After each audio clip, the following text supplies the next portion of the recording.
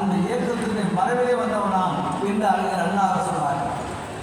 குறைந்த காலம்தான் அவர் ஆட்சியில் இருந்தாலும் 3 சாதனை செய்தார்.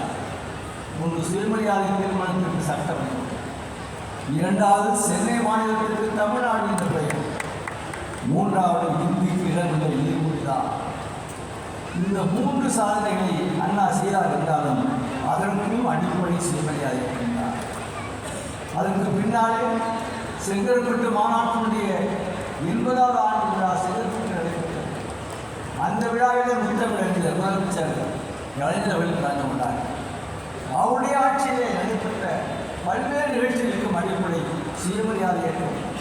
ஒரு வரியிலே உங்களை பற்றி சொல்லுங்கள் என்று கேட்டபொழுது அவர் துப்பாக்கி இருந்த நரைகள் புறப்பட்டு போல நான் மாணவர்கள் சுயமரியாதைக்காரன் என்று சொன்னார். அந்த சுயமரியாதை இயக்க தத்துவத்தின் அடிப்படையில் தான் அவர் 19 ஆண்டுகள் ஆண்டிருக்கின்றார். அவருடைய ஒவ்வொரு சாதனையும் இந்த சுயமரியாதை இயக்கத்தினுடைய அடிப்படை கொண்டிருக்கிறது. தந்தை பெரியார் நினைவு சமத்துவம், பெண்களுக்கு சொத்துரிமை என்று அடிச்சுட்டார்.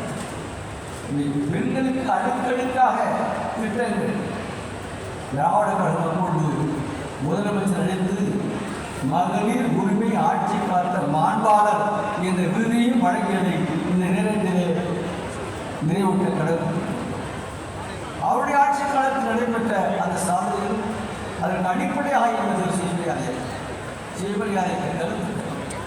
இன்றைக்கு நம்முடைய முதலமைச்சர் காலத்தில் திராவிட மாடல் ஆட்சி அடுக்கடுக்காக திட்டங்கள் அடர்கிறார்கள் என்று தன்னை பெரியார் பிறந்த நாளில் சமூக நீதி நாளில் அறிவித்து அடித்தள பணியாளர் இருந்து IAS அதிகாரிகள் வரை எழுந்திருந்து உறுதிமொழி சொல்ல வைத்தாரே, அது இந்த சாதாரண அண்ணல் அம்பேத்கருடைய பிறந்த நாளை சமத்துவ நாள் என்று அறிவித்தார். கல்வி புரட்சி நடந்து கொண்டே இருக்கிறது. இன்னும் என்ன நடக்கும் என்று சொல்ல முடியாது. அந்த அளவுக்கு பெரிய மாற்றத்தை எழுச்சி இன்றைக்கு உண்டாக்கி இருக்கிறார் என்று சொன்னால் அதற்கும் அடிப்படை இந்த சுயமரியாதை இயக்கம் என்பதை நாம் மறக்கக்கூடாது.